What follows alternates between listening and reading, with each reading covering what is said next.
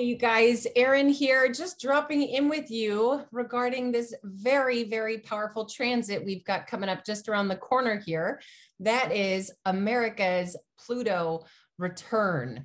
Very big deal. Okay. We hear about people's solar returns because that's their birthday. We get those once a year because the sun goes around the zodiac once a year. We also hear a lot about Saturn returns.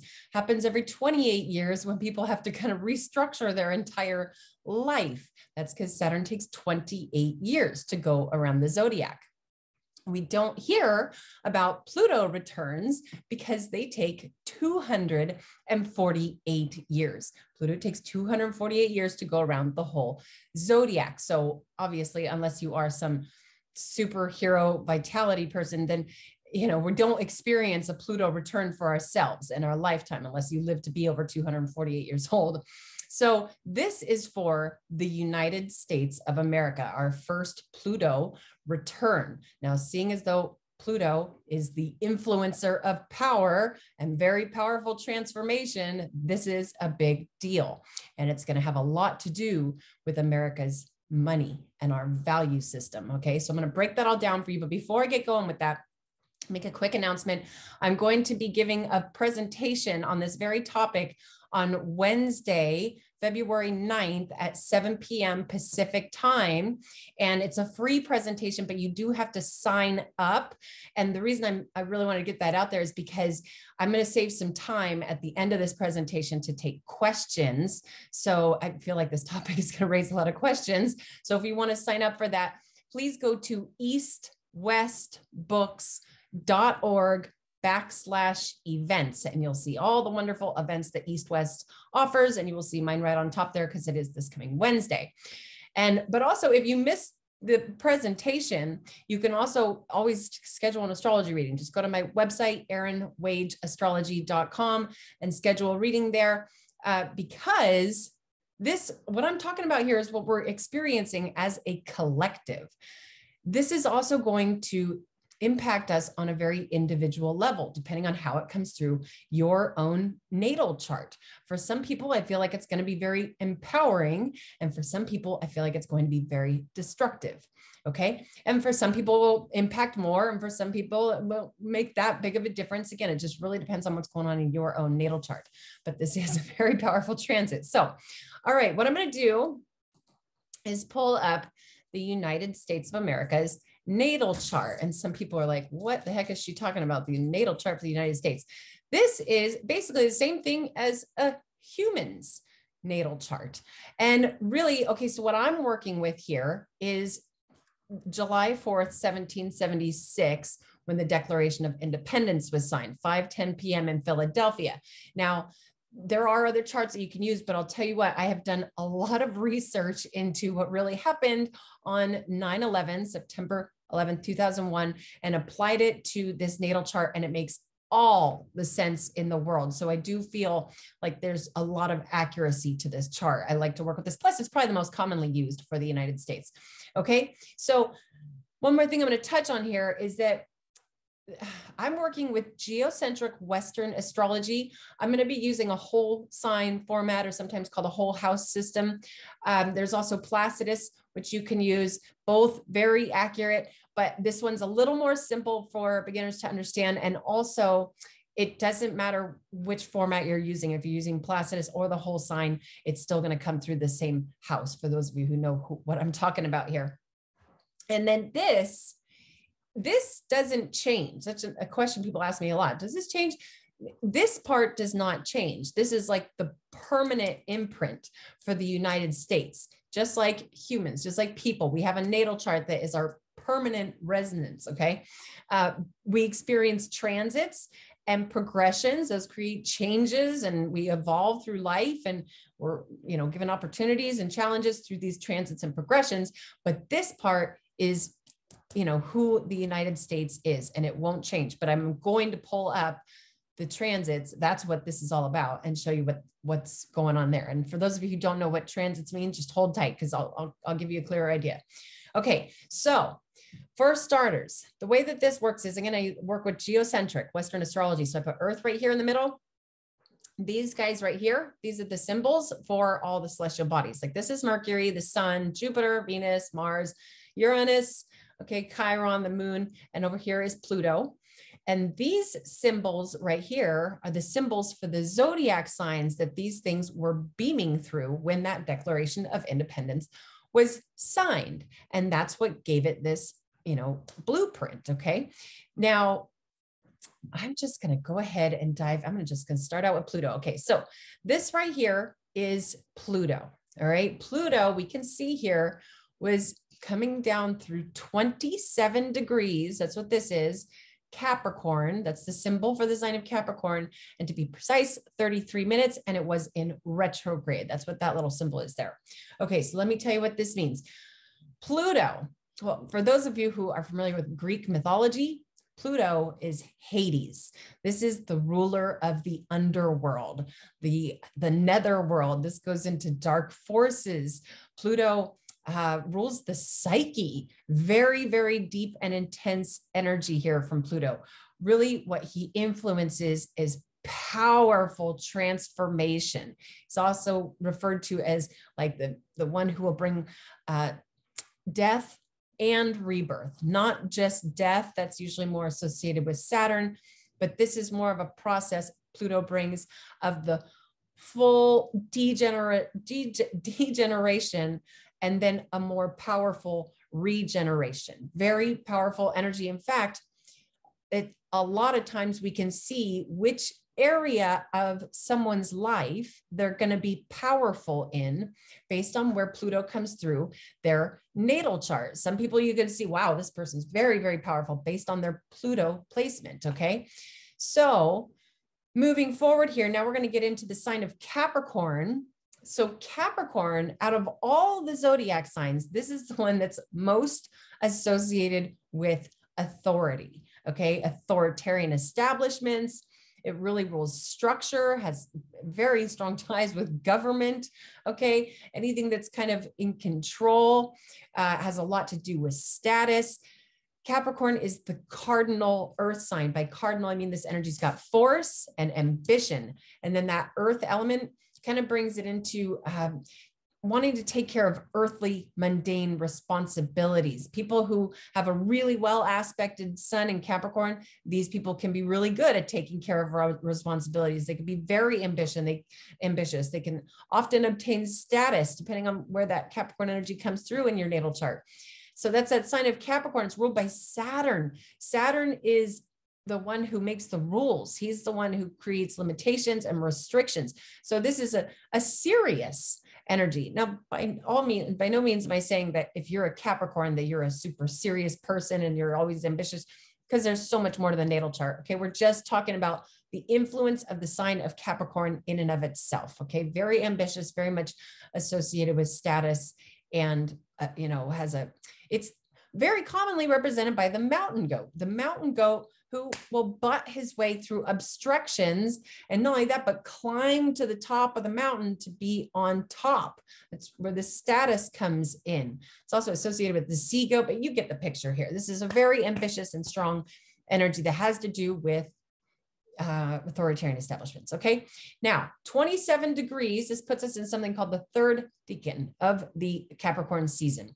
Now, what that means is there's actually a little twist of Virgoan energy here, or the sign of Virgo, which has a lot to do with paying attention to detail. It's kind of the workhorse, especially the combination of Capricorn and Virgo together can be a strong drive for work. Okay. And also really good organization skills. Okay. Now also at 27 degrees, I'm just going to touch on this briefly, but this is getting very close to what we call an anaretic degree. The zodiac signs they're 30 degrees. Okay. And once we get into 28 or 29 degrees, it's called an anaretic degree, which is considered a danger zone. Okay. So this is not quite 28 degrees, but it's close. And the reason I'm bringing that up is because that's going to play a part in the transits that we're about to experience, that anaretic degree. Now, this is the symbol for retrograde, showing that Pluto was in retrograde when this came, and the Declaration of Independence was signed. And that can kind of throw things off a little bit. It can kind of mean that it's like everything I just said doesn't get to come into full fruition, or sometimes it will come into, it'll manifest in kind of a strange way or a bizarre way, sort of unexpected ways, that sort of thing. Okay. So hopefully you can paint a picture with that. Okay. We've got the influencer of power coming through close to a danger zone of the sign that rules over authoritarian establishments manifesting in a bizarre way. Okay. And then we take a step back and look at what house it's in. When I say the houses, what I'm referring to are these things right here that look like a slice of pie. Those are the houses. And what they are is areas of our life where things manifest, or where the activities of our life will come into fruition. Okay.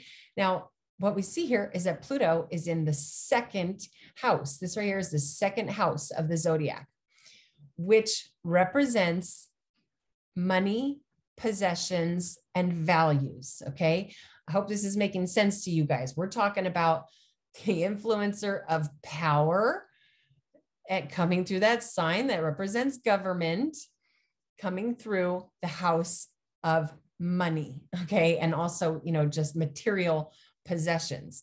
So as, somebody who's grown up in the United States and has had to, follow the system here, this makes a lot of sense. And by the way, for those of you who do use Placidus, this also comes through the second house using Placidus format as well.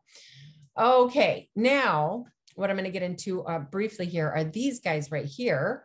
What they are is they're called aspects, but what they really are is connections that were being made between celestial points in the zodiac at this time on July 4th, 1776. Okay.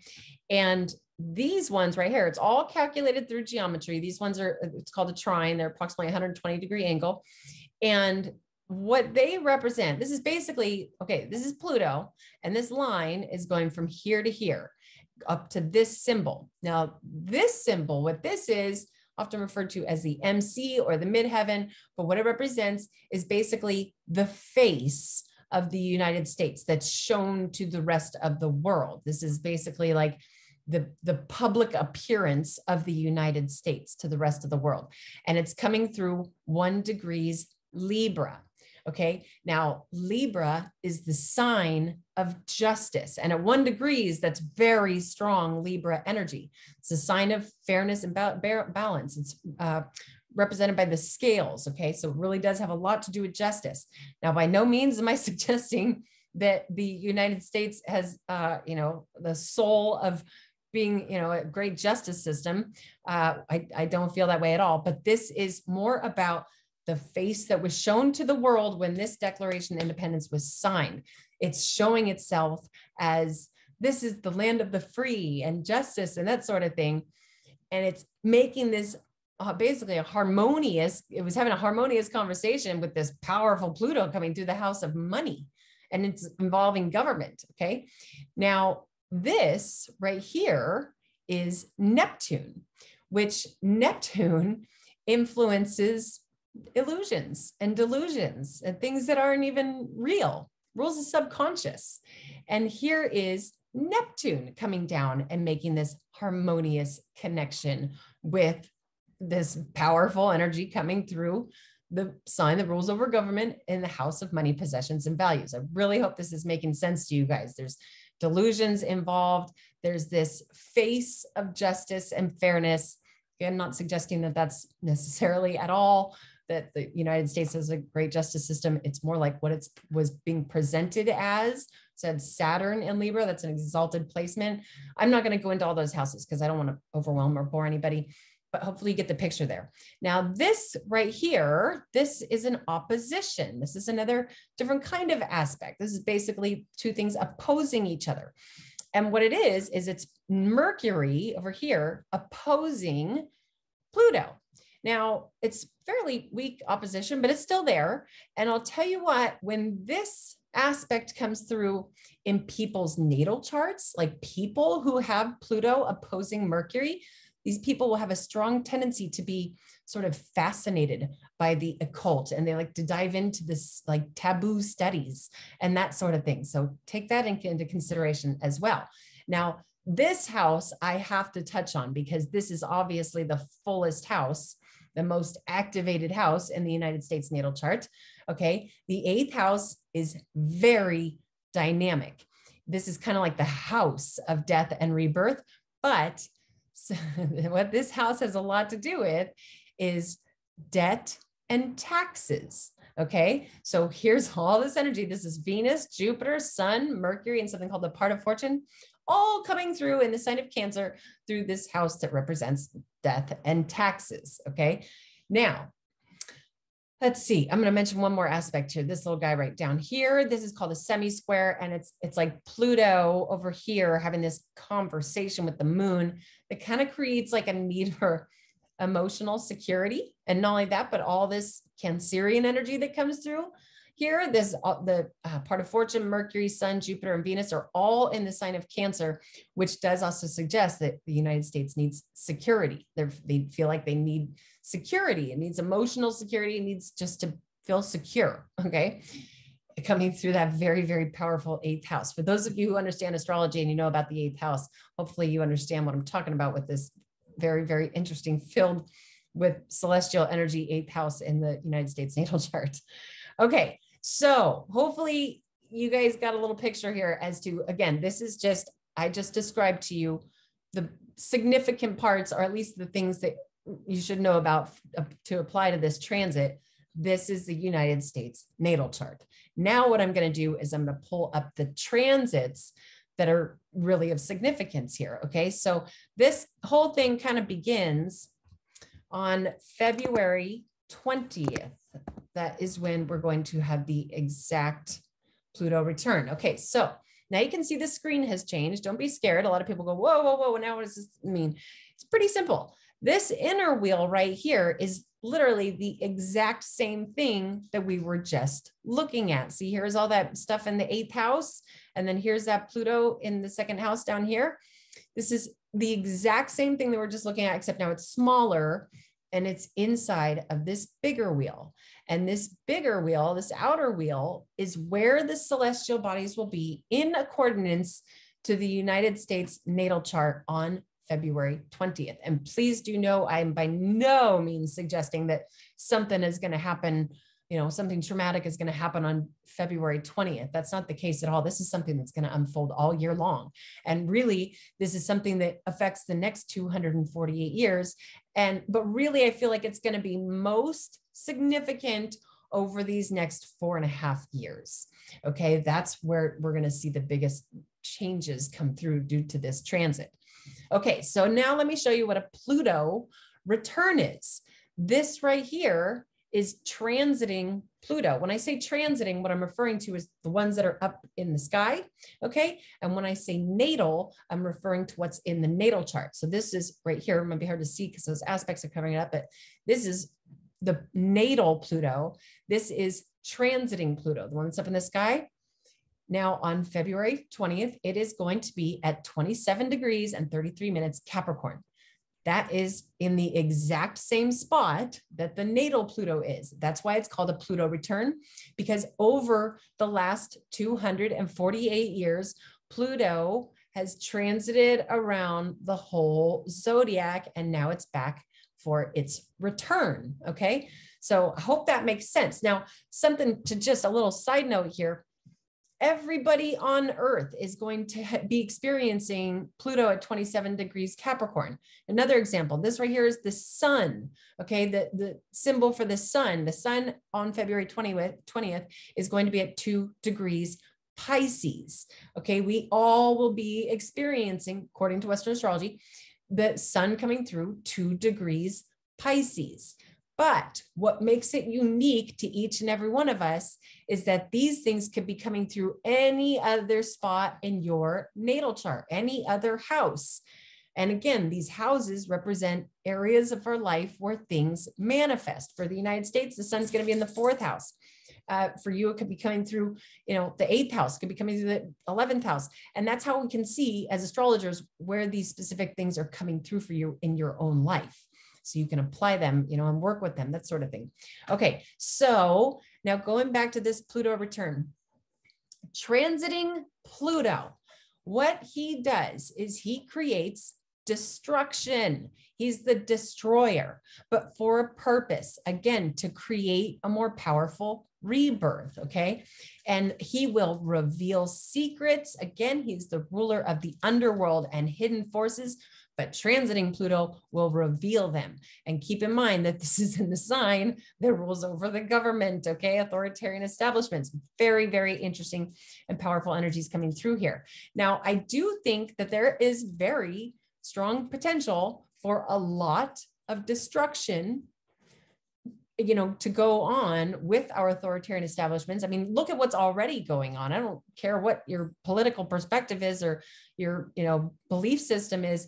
It's pretty apparent that the government is not doing so hot right now. You know, it's like one of the main things that's all over social media is let's go Brandon. Yeah, that's because there's this Pluto influence creating major destruction in those authoritarian establishments. And again, also revealing secrets, all kinds of stuff. I'm not going to get into too much detail here because I don't want to ruffle anybody's feathers. Again, if you have specific questions, please do feel free to reach out for a reading, but hopefully you guys get the gist of what I'm talking about here. Okay. Now, also on February 20th, we're going to have Mars and Venus going through the house of money, possessions, and values. Mars brings like aggression. Okay. Venus she's actually a main ruler of currency, of money. Okay. So there's the very, very strongly associated with money. And then this warrior kind of aggressive energy right there, very close to each other, also in this house of money, possessions, and values. So I think there's going to be a lot of interesting things that unfold, very much applying to our monetary system, our banking system. Okay. And again, I'm not suggesting that this is all going to take place on February 20th. Please stick with me here because there's so much more to this. But before I move forward, I also just briefly want to touch on this because this is going to be this is all at the same time. As I've mentioned in so many other recordings, this right here is Uranus.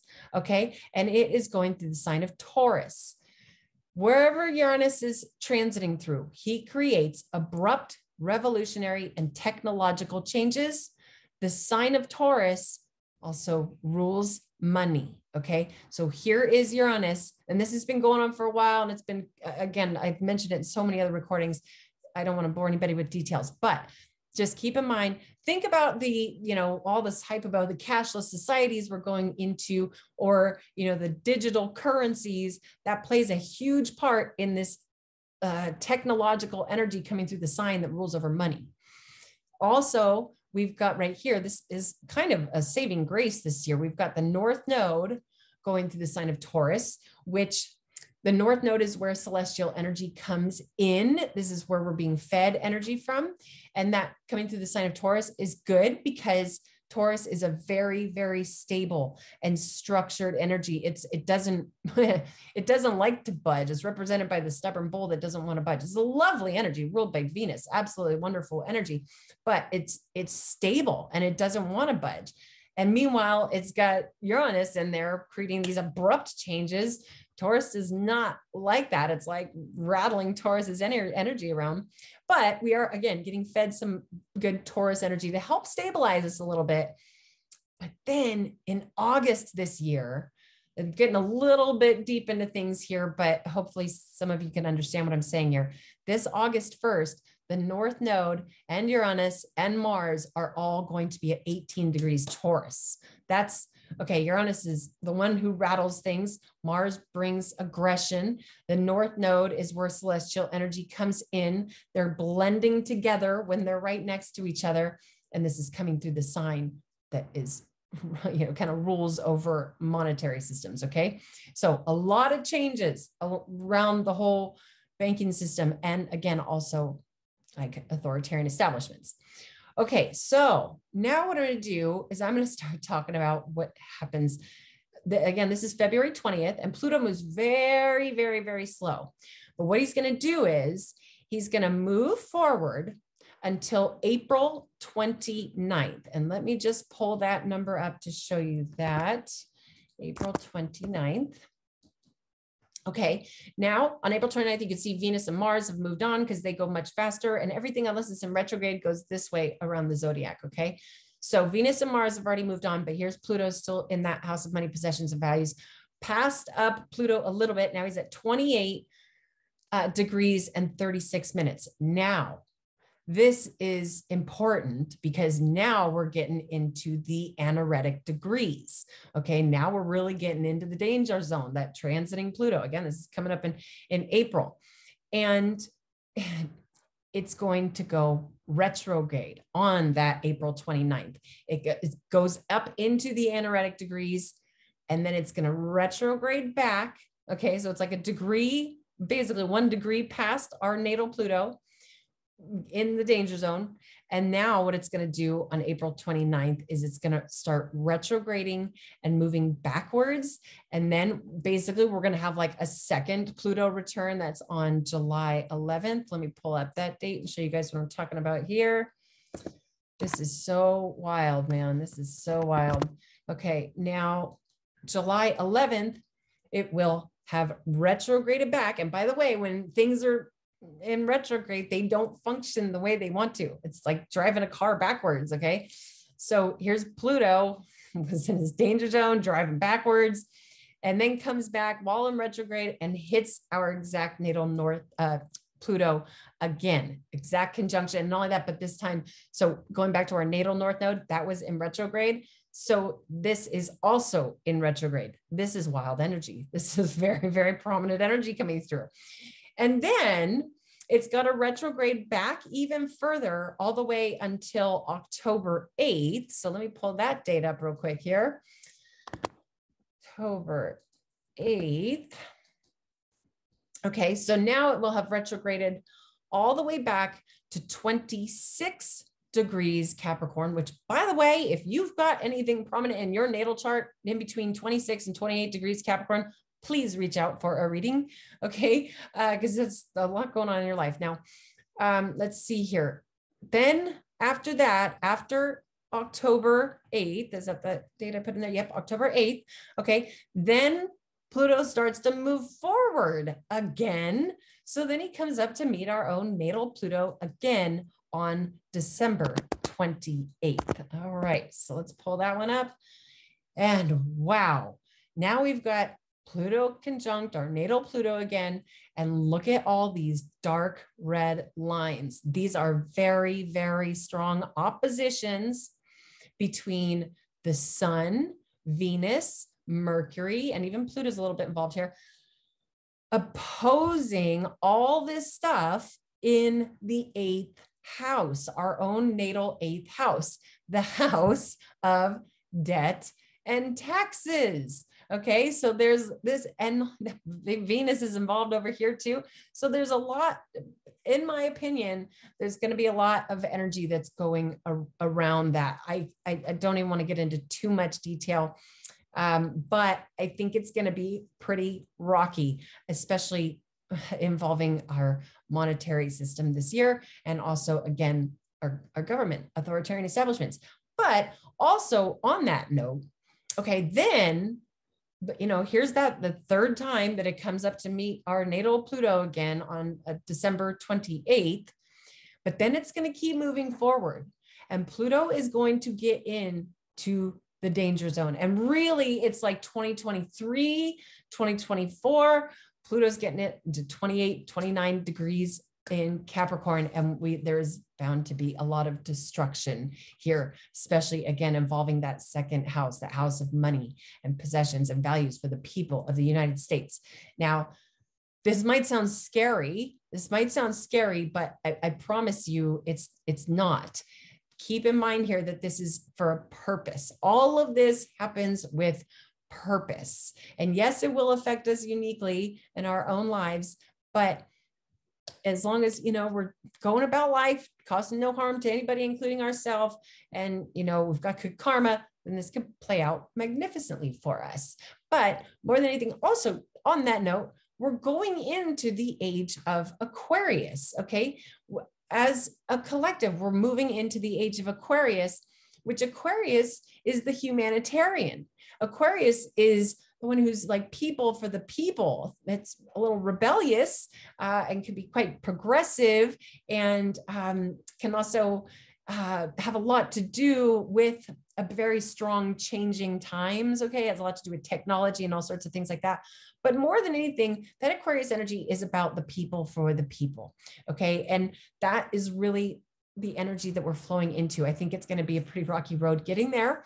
But as long as, again, we're prepared, we stay grounded, be wise with our money. Personally, I do really think that it's inevitable that the digital currencies are really going to start to go up. I do think there's a strong possibility of us going into some sort of a cashless society. And I feel like a lot of people are going to go down kicking and screaming with that one. But it's just kind of the times we're going into. And I'm not suggesting that, cryptocurrency is the most sustainable way to go about this. I mean, really, when we talk about our monetary stuff, when we talk about our value system, think about precious metals. They will never, ever, ever entirely lose their value because they're conductive. Okay. So holding on to something like precious metals or precious stones, even semi-precious stones, those sorts of things are never going to lose their value. And it's a really good idea to have that kind of stuff. If you can, if you can't, don't worry about it. If being a good person, you'll get good things. But if you can have those things, it is a good idea to hold on to them in these very abruptly changing, powerful times. Okay, so I will leave that at that. Again, if you want to sign up for that presentation, go to eastwestbooks.org/events. Look for, you'll see my picture on top and sign up for that presentation. Again, it's free and you'll be able to ask questions at the end of it. And if you missed that presentation, please do feel free to reach out, go to my website and schedule a reading so we can especially finely tune this and see where it comes into your own life through the rest of this year. If you're watching this and it's after February 20th, no worries, because again, this whole thing is going to be unfolding throughout the entire year. Very, very big changes coming our way. Okay, you guys, until next time, namaste to all of you.